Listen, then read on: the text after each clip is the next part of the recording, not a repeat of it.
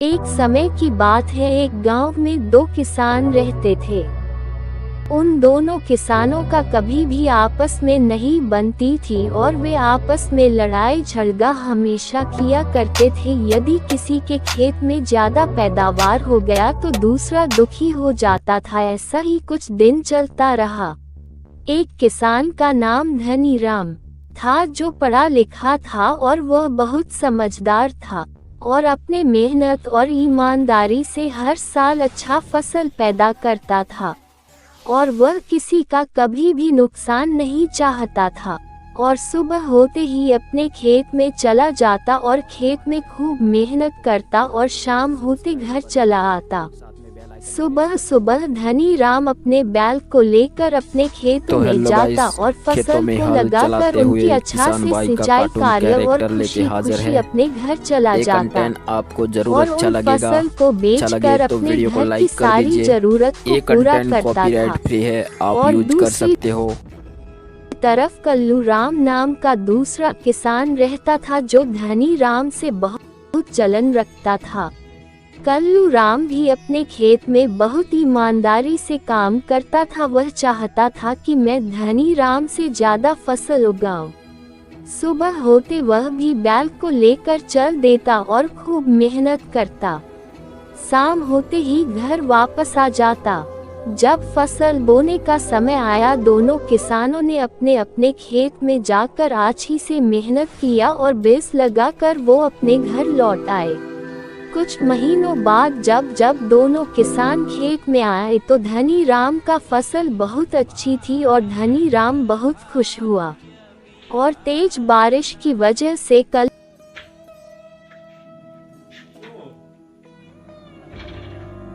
कल्लूराम की फसल पानी में खराब हो गया और कल्लूराम की बहुत गुस्सा आया ये सब देखकर और अपनी किस्मत पर तेज तेज रोने लगा।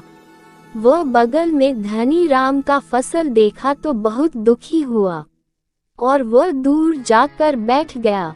कल्लूराम मन ही मन में बहुत दुखी था। वह बार बार अपनी किस्मत को कोसता रहा और धनीराम अपने फसल को शहर ले जाकर बेचकर खूब धन लाया। धनीराम शहर में अपने फसल को बेचकर पैसा लेकर आया और एक अच्छा सा घर बनाया और खुशी खुशी अपना जीवन बिता रहा था और यह सोच रहा था कि फसल तो हुआ नहीं और मेरा घर परिवार कैसे चलेगा। मेरे बीवी बच्चे भूखे मर जाएंगे, उनके लिए खाना कहाँ से लाऊंगा और अपने बीवी बच्चों को कपड़ा कहाँ से लाऊंगा, मैं तो बर्बाद हो जाऊंगा। तभी बैठे बैठे उसके दिमाग में एक विचार आया, यदि मैं खुश नहीं हूँ तो धनीराम को भी बर्बाद कर दूंगा।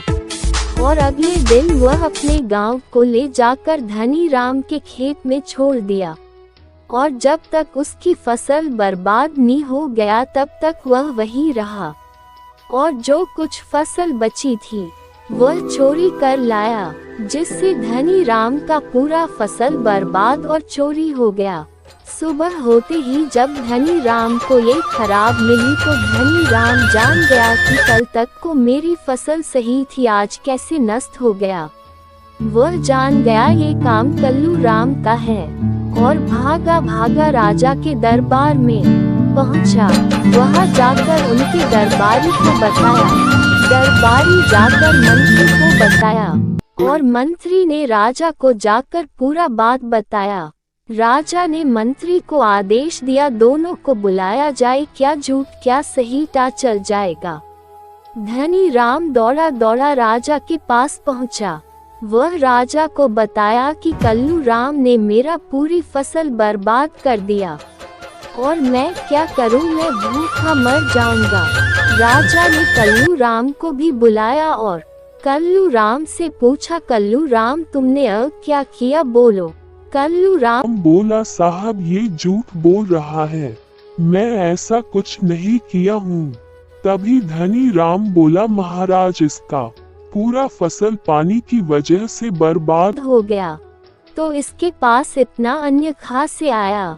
राजा ने कल्लूराम से गुस्से में बोला, कल्लूराम हमसे झूठ बोलता है, मंत्री इसके दोनों हाथ कटवा दो। तब कल्लू राम डर गया और बोला, महाराज आज मुझे माफ कर दो, गलती हो गया। मैं लालच में आ गया था।